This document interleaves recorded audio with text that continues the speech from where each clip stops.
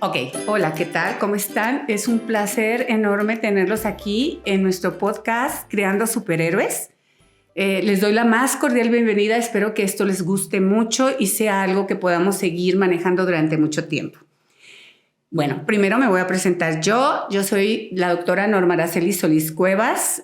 Soy médico, tengo 42 años como médico. No saquen cuentas, por favor. Soy pediatra, soy neuróloga pediatra y tengo como una subespecialidad de neurología pediátrica, la neurofisiología. El día de hoy tengo aquí a una hermosa invitada que se las quiero presentar, es Ale. Ale me va a acompañar porque el tema que vamos a hablar hoy es un tema muy interesante, que es el trastorno del déficit de atención no tratado en el adulto. Y esto me van a decir, bueno, ¿por qué lo estás tocando tú si eres pediatra? Bueno, porque nos toca ver a los papás de nuestros niños, que nos damos cuenta que los papás se identifican con los síntomas de sus hijos y dicen, y aquí estoy todavía.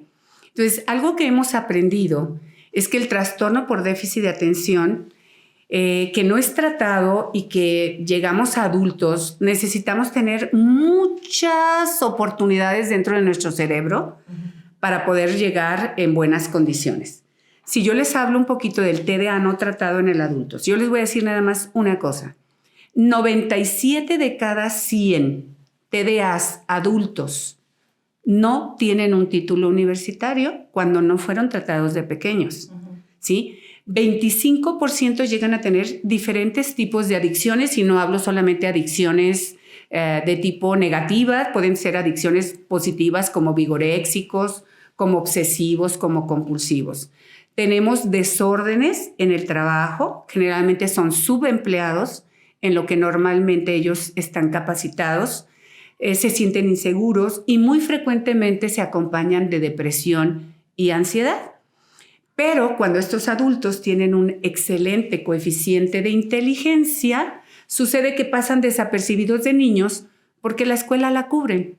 6, 7, la logran, medio pasan de panzazo, pero van logrando los objetivos. Entonces, como no tienen tantos problemas de aprendizaje, pueden llegar a adultos sin darse cuenta.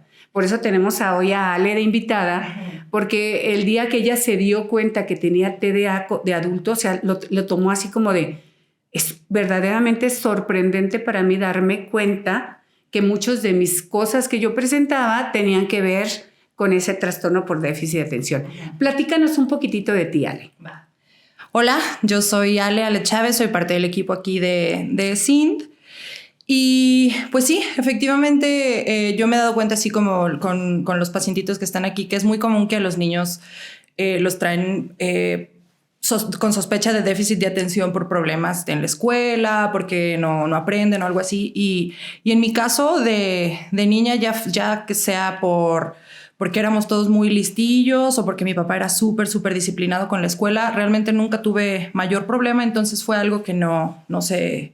Pues se dejó ir así de, bueno, la niña es distraída, listo.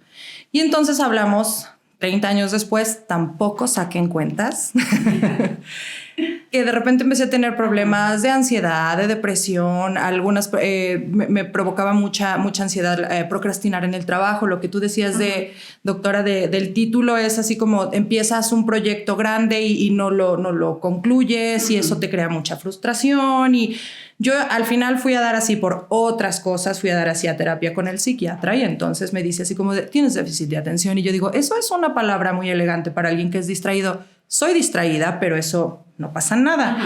Y entonces me dice así como de no, sí, mira, en verdad no estoy inventando.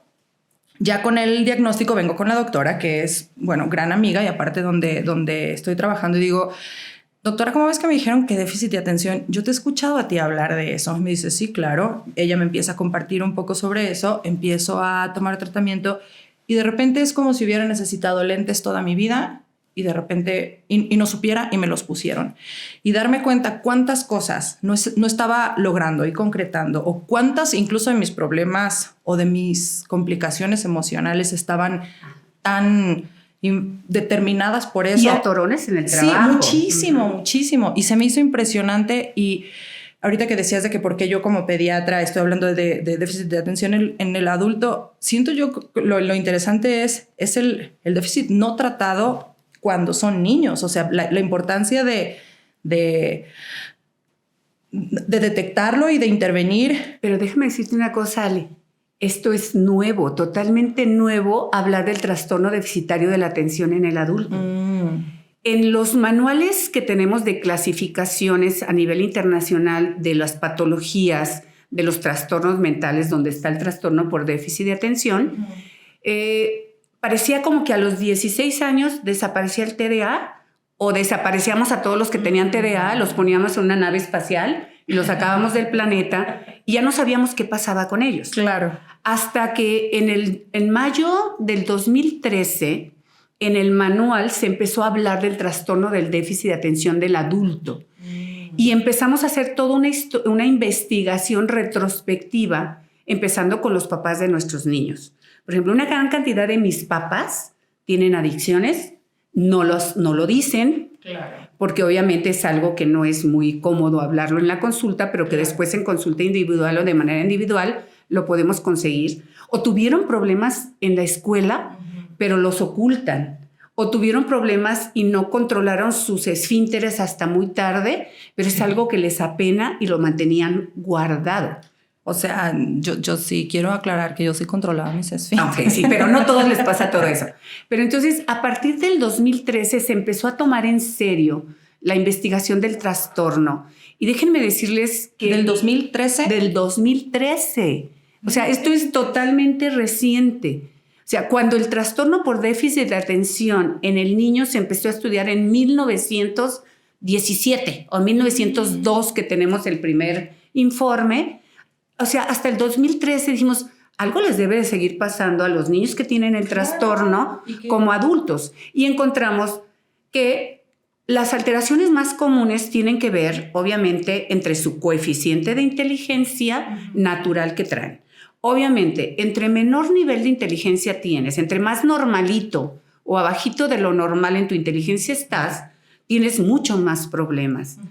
Pero hay personas que tienen un buen coeficiente de inteligencia, pero a la hora de echar a andar las funciones ejecutivas que tienen que ver con el lóbulo frontal, que tienen que ver con motivación, con poner atención, con mi capacidad para planear, para organizarme, ¿sí? Para saber solucionar los conflictos, también es muy importante esto, y terminar de una manera objetiva y clara cada paso o cada momento de lo que yo planeé que debía de realizar. Entonces tenemos muchos que tienen carrera trunca o 2 carreras truncas o 3 carreras truncas, que tienen, además no se dedican a ninguna de sus carreras y luego están trabajando en áreas que tienen un subempleo. ¿Qué es un subempleo?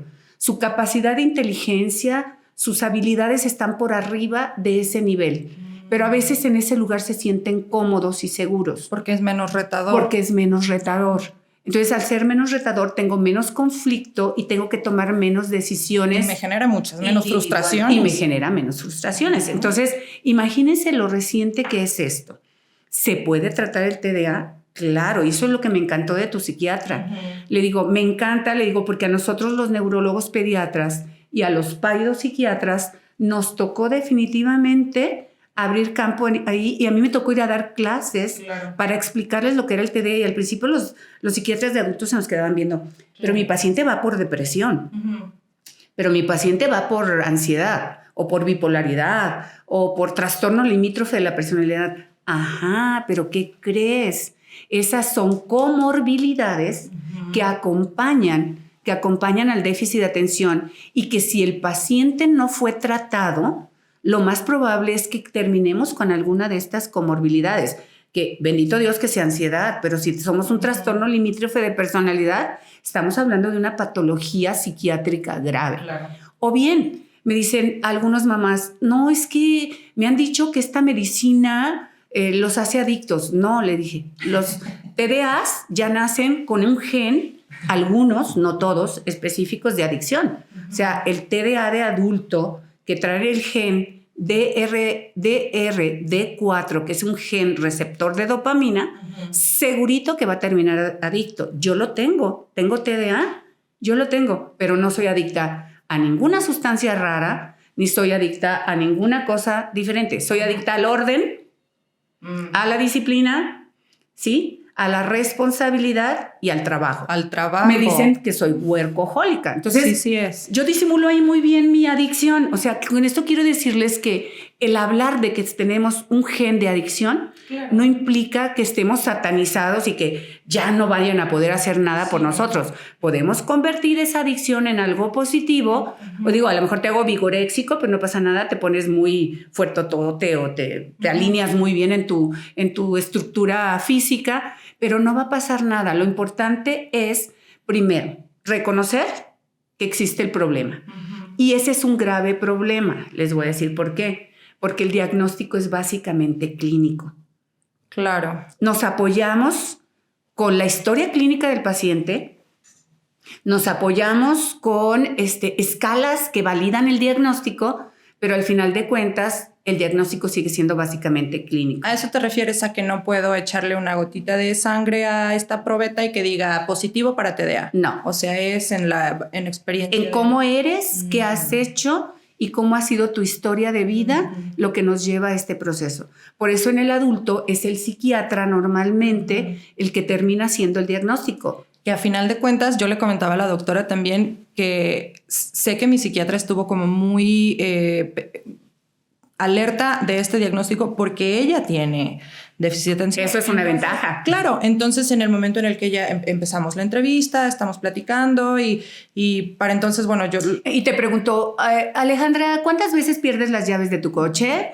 Y tú dices, pues de 7 días de la semana, como 5. O el estar hablando de mi entonces problemas de ansiedad y depresión, es preguntar así como de, ok, ¿por qué es que te sientes de esta manera? O sea, ¿qué es lo que te está generando eso? Y entonces es que el no cumplir con tal o el no terminar estas cosas o el que me siento constantemente que tengo algo. Yo estaba ya generando conductas obsesivo-compulsivas me generaba tanta ansiedad que se me fueran a olvidar cosas y no estar cumpliendo con lo que tenía que hacer, que yo andaba todo el tiempo con mi libretita anotando listas y listas y listas de tengo que hacer esto, que no se me olvide esto, que no se me olvide el otro, y eso era...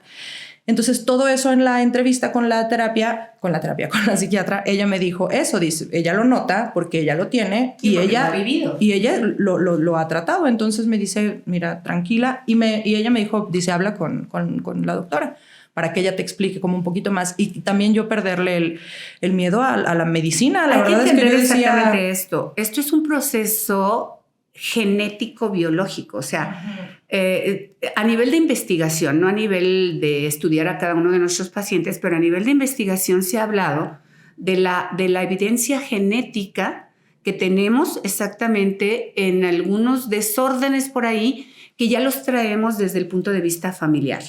Eso es una cosa, o sea, a veces, por eso es que nosotros diagnosticábamos en los niños y el papá decía, ¿contesto lo mío o lo de mi hijo?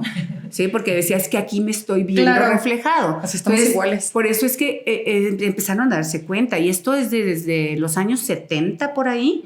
En 1968, varios de los doctores dijeron, aquí hay algo que tiene que ver, porque esto es más frecuente entre familias, entre padres e hijos. Entonces, frecuentemente... El adulto, pues en aquellos tiempos, voy a poner un poquito más de mi época. Somos contemporáneas tú y yo. Sí, más o menos. Claro. En mi época, por ejemplo, estábamos más preocupados porque los niños no se nos murieran de diarrea o de gastroenteritis o de neumonía o de desnutrición. Claro. Ya ahorita la población general de nuestros niños es más saludable desde el punto de vista salud general. Las familias son más pequeñas. Entonces, al ser las familias más pequeñas, observamos más lo que está pasando con los niños y además los niveles de exigencia se han incrementado. Entonces, esto ahora salta más en nuestros niños y nos permite ver a los adultos, porque ellos dicen, es que yo me veo ahí, yo me reflejo ahí. Ahora, algo que me gustaría que nos platicaras, Ale, hablando de medicamentos, porque el miedo al medicamento es muy común y yo creo que en alguna otra oportunidad vamos a tener un podcast por ahí que hable el miedo o los efectos de los medicamentos o por qué le tenemos algunos miedos y podemos aclarar muchas de esas cosas. Sí. El fármaco, desde ahorita se los digo, hay 2 tipos de fármaco, los adictivos o los estimulantes o los no estimulantes, pero ninguno realmente genera ningún factor de adicción verdadero. Uh-huh. El doctor decide, de acuerdo a tus características, el darte cierto tipo de medicamento. Uh-huh. Hay miedo, sí, pero ¿qué pasó o qué viste o qué sentiste después de empezar a tomar tu medicamento? ¿Qué cambios pudiste notar en tu vida? Ok, no, pues sí, es que es un mundo de diferencia. La verdad, para mí sí hizo del cielo a la tierra. El primer medicamento que tomé fue un medicamento para la ansiedad y un medicamento para la depresión, y los primeros resultados fueron la eliminación de la emoción terrible. Cuando empecé a tomar el medicamento para el déficit de atención, ese sí lo sentí así como... ¡Wow! Sí, wow. O sea, yo es que no podía creer todo... lo productiva que soy, lo enfocada que puedo estar, la cantidad de cosas que puedo... O sea, y...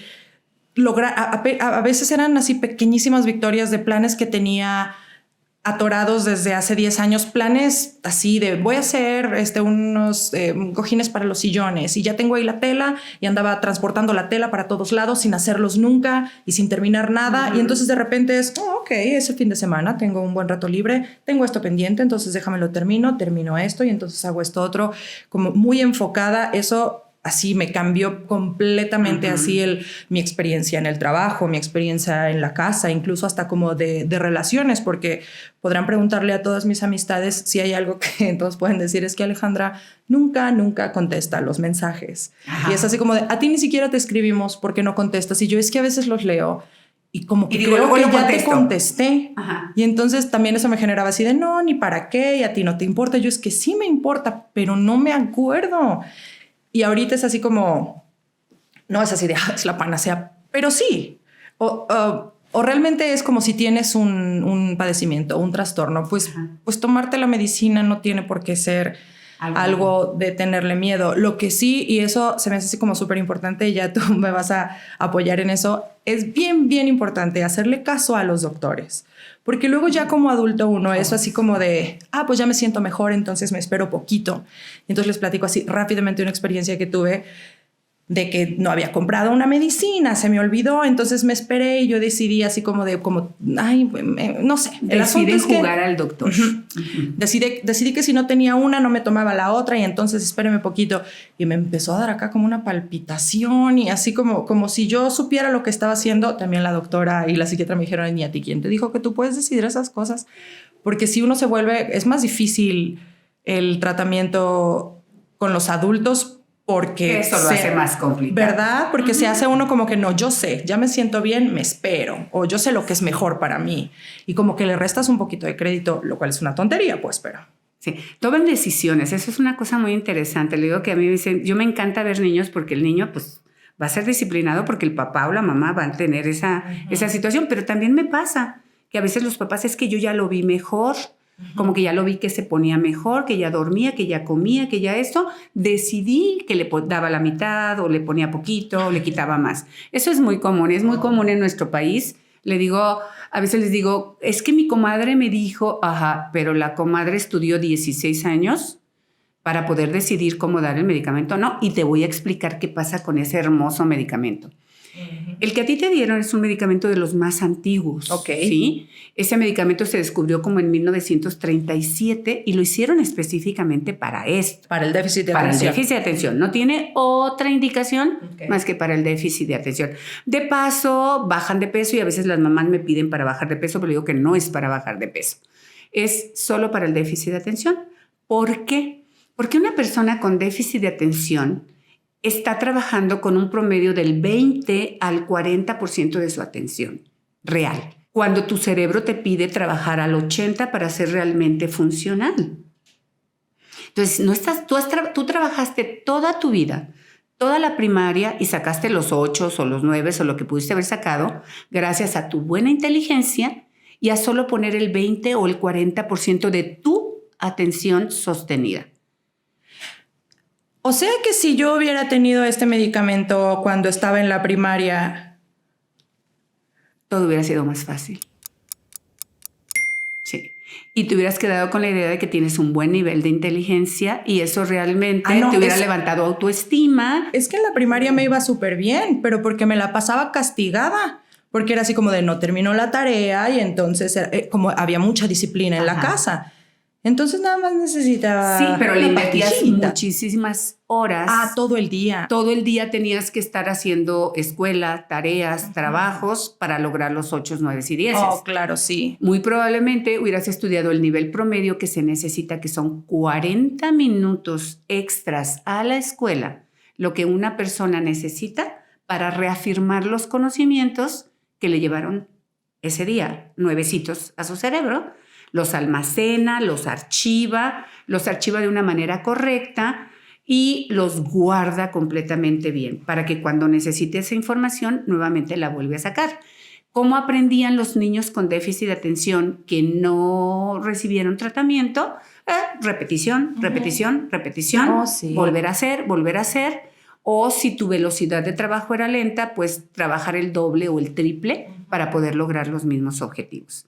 Entonces, lo que el fármaco hace, lo único que hace es agarrar a ese gen transportador de dopamina, agarrar a la dopamina, que es el neurotransmisor que nos permite mantener nuestra atención y ponerlo a trabajar. O sea, no produce dopamina, simplemente agarra a la pobre dopamina que anda desorientada por ahí y en desatención total, la orienta, la ubica, la pone a trabajar al ritmo que se necesita. Wow. Muchos niños y muchas personas creen que incrementa su inteligencia. No. Parece. Su inteligencia ahí estaba. Se siente uno más listo, la verdad. Siempre ha estado ahí esa inteligencia, solo que no se había podido poner a trabajar al porcentaje correcto, que es el 80%.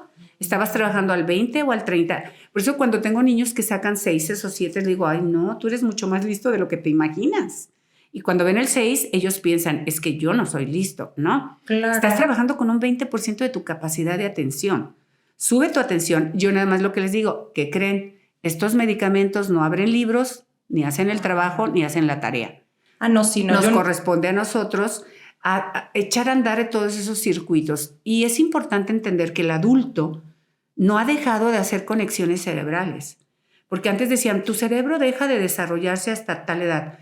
Jamás, nunca. Puedes tener 80 años y podemos hacer una revisión de tu cerebro, que ahorita ya se puede hacer con estudios funcionales del mapeo cerebral funcional, y podemos observar que tu cerebro sigue haciendo conexiones sinápticas, sigue trabajando, sigue madurando y sigue haciendo nuevos caminos y nuevas formas para que tu cerebro funcione mejor. ¿En serio? Yo tenía, no sé de dónde la información que hasta cierta edad y ya de... Sí, es la información que popularmente existe, pero la realidad de los genetistas neurólogos y de los patólogos y los neurofisiólogos te dicen jamás. Es más, si tú tienes 80 años y quieres aprender a tocar piano, lo puedes aprender. Y estás haciendo nuevas conexiones. Claro que la velocidad de procesamiento y la mayor cantidad de neuronas jóvenes, pues lo tiene un niño. Es más rápido va a aprender el niño que tú, pero al final lo puedes aprender porque sigues haciendo conexiones. Por eso el cerebro hay que hacerlo trabajar, por favor. Como adultos, por favor, lean. O sea, lean, no vean. No vean, lean. La lectura es quizás uno de los ejercicios más importantes para la neuroplasticidad del cerebro y nos puede ayudar a mantener un cerebro más joven, más activo, con menos posibilidad de envejecer rápidamente. Porque el cerebro tiene, por decirlo así, una bodega de neuronas ahí que están usando para reponer las que se van muriendo. Pero la bodega tiene un límite y se acaba. Y después de ese límite, con las que tienes. Entonces, las que tienes las tienes que hacer muy eficientes para que sigan funcionando cognitivamente de manera correcta, manejando bien los perfiles de memoria. ¿Y qué tienes que hacer? Bueno, tú como adulto que acabas de descubrir que tienes un trastorno por déficit de atención no tratado del adulto, eres de los que no les ha ido tan mal, por decir así, porque muchos de ellos están en centros de adicciones, Muchos de ellos están en cárceles por conductas impulsivas, agresivas, que los meten en problemas y que cuando les preguntan por qué lo hiciste es que no pude controlar el impulso e hice esto que estaba mal, ¿no? Y se meten en muchos problemas. Entonces, realmente el tener la ansiedad y la depresión, sí, hay que entenderlas. El menos de los males, ¿va? Es de los menos males es afortunadamente de los más comunes, pero de los menos males. Y que es muy importante que tu doctor haya identificado la patología de fondo, porque el trastorno por déficit de atención es como, podemos decir, el tronco común de muchas patologías que tienen los adultos y que no se dan cuenta. No voy a hacer una evaluación catastrófica en este momento, pero hay estudios completos que dicen que los trastornos por déficit de atención son el grupo que más índice de suicidio tiene como adolescente y como adulto joven. Entonces, realmente es que, ¿por qué? Porque no saben lo que tienen, claro. Porque están pasando por depresión, porque se sienten inadaptados. Y es que sí, claro, o sea, imagínate así de yo voy, tengo esto, listo, así, no sé, ve a terapia, tómate tu antidepresivo, muy bien. Y el fondo sigue ahí. Entonces, digamos que yo paso esta crisis, todo está bien, un tiempo, y entonces, y vuelves porque realmente sigues padeciendo lo mismo. Exacto. Y eso no se está solucionando, entonces vas a regresar. Y entonces ahí sí, si estás con crisis depresivas recurrentes, pues claro, hay un momento en que o dices, estás con el tratamiento para la depresión y la ansiedad, y te sientes bien porque te están tratando esa área. Pero en cuanto sueltas el medicamento, volvemos a recaer. ¿Por qué? Porque el fondo del problema no se ha tratado. Por eso, la verdad, me encantó tu psiquiatra porque realmente hizo un tratamiento a fondo del problema. No nada más lo trató por encima. Yo le digo que hay que imaginarnos como el TDA, exactamente como un árbol, donde el tronco es el TDA, hay muchas ramas, hay un enorme follaje que muy frecuentemente no nos deja ver lo que hay en el tronco o que no lo investigamos porque son varios problemas en un solo paciente. Claro, y nomás le pegamos una podadita así por afuera y volvemos a recaer. Entonces, una de las premisas que yo les digo a mis compañeros que me toca hablarles de este tema es hay que escarbarle entre el follaje, bajar de las ramas y llegar hasta el tronco y tratar el problema desde el tronco para que todo pueda recuperarse de una manera saludable y el paciente no tenga esas recaídas. Y hablarles que esto no se puede considerar como una enfermedad, pero es un desorden del neurodesarrollo que hay que tomar en cuenta, con el cual nacimos. Es genético, entonces no nos lo vamos a quitar toda la vida, o sea, lo vamos a tener, pero no es lo mismo tenerlo bien controlado, bien manejado, entendido, y sobre todo llevar un conocimiento al adulto de que entiendas el por qué te pasan las cosas. Por ejemplo, soy olvidadizo, ¿qué crees? Pues voy a usar mi libretita. ¿Sí? O que no sé nunca dónde dejo las llaves, bueno, voy a ser más organizado y voy a dejar siempre las llaves en el mismo lugar o la computadora en el mismo lugar. Y esto, fíjate que me trae mucha controversia con los papás porque me dicen, papás, es que yo soy muy exitoso.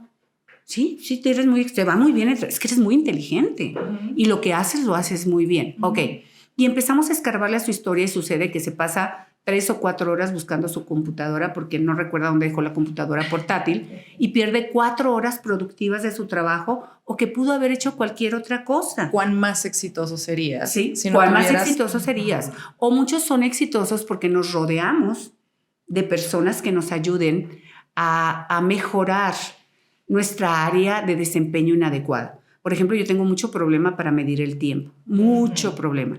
Yo necesito que me pongan un reloj aquí enfrente, que me pongan otro abajo y estarlo viendo para tener control del tiempo. Si no, puedo estar toda la tarde con un paciente sintiéndome la doctora maravillosa, jugando con mi paciente muy tranquila y los demás allá muriéndose del enojo y la frustración porque están esperando, ¿sí?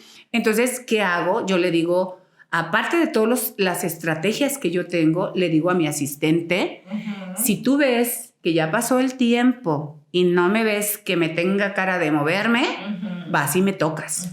Y hay veces que van y me tocan, me abren la puerta y me dicen, ya se le acabó el tiempo. O sea, de alguna manera tengo que controlar esa ineficiencia mía. Con eso quiero decirles que la mayoría de los seres humanos no tenemos funciones ejecutivas perfectas. No las tenemos perfectas. Entonces, hay que identificar qué área de tu cerebro, de tu lóbulo frontal, no tiene los recursos, por más que los has trabajado, pues y ayúdate. Claro. Ayúdate. Le digo, ahorita la computadora te ayuda, el corrector de ortografía te ayuda, el corrector de texto. Y si no te ayudas de personas que están a tu alrededor, que pueden ayudarte a hacer un buen equipo para que seas una persona muy funcional. Claro. Bueno, pues yo creo que ahorita con esto vamos a dejarlos emocionados. Sí, la verdad es con que el tema podemos hablar muchísimo del tema del trastorno del déficit de atención en el adulto, cuando es tratado, cuando no es tratado. Una pregunta frecuente es, ¿todavía se puede, Ale? Sí se puede. Sí se puede. Ok, eso es lo que quería que contestara. Que no sea el médico el que diga, sí se puede lograr por supuesto cambios. Que se puede. Y así, creo yo así como que un mundo de diferencia va a ser así. Solamente tomar conciencia así de esto es lo que tengo, esto es lo que me está pasando. Ya eso en verdad puede cambiar tremendamente así como funcionas. Y por supuesto que hace muchísima diferencia. Así, levantar la mano y decir algo me está pasando y quiero... Bueno, pues ayuda. Con esto yo quiero dar por finalizado este podcast que tenemos en Creando Superhéroes. Déjenme decirles que, muy importante, por favor, síganos en redes sociales, en Facebook e Instagram. Nos pueden seguir en Sin Te Dice Cómo. Y tenemos en Spotify, YouTube con el podcast Creando Superhéroes. Déjenos sus dudas, alguna sugerencia de un tema que quieran. Lo que quieran, podemos platicar de lo que ustedes quieran. TDA y pongan el tema que ustedes quieran encima. Es más, no sé si esto se ha permitido, pero puedo hablar de TDA sexualidad, de TDA adicciones, de TDA trabajo, de TDA desempeño, de TDA y ancianidad. O sea, aprovechen, chicos, porque la doctora es máster. No, entonces, pues todo lo que podamos ofrecerles, un placer, de verdad. Siempre, doctora, un placer poder compartir un cachito, aunque sea de gracias todo lo que sabes. Gracias por siempre me tienes así. Por aceptar la invitación. De verdad, eres para nosotros un ejemplo viviente de que un adulto puede y cuando quiere y pide ayuda y recibe la ayuda correcta, los resultados van a ser favorables y esto te va a deparar para tus siguientes meses, años de vida, cambios muy importantes en las perspectivas de vida que tienes y te va a llevar a ser una persona cada vez más exitosa y con mejores resultados. Entonces, pues, muchísimas gracias. Chicos, les recuerdo los teléfonos del centro en Guadalajara, 33 36 29 28 03 y la línea en WhatsApp 33 18 49. Nos pueden enviar sus dudas, también hay sugerencias de temas o simplemente sí para consultas con la doctora Araceli y para todo el trabajo. Tenemos un equipo maravilloso en SIN. Espero que podamos serles útiles y estamos a sus órdenes. Muchísimas gracias. Gracias. Gracias.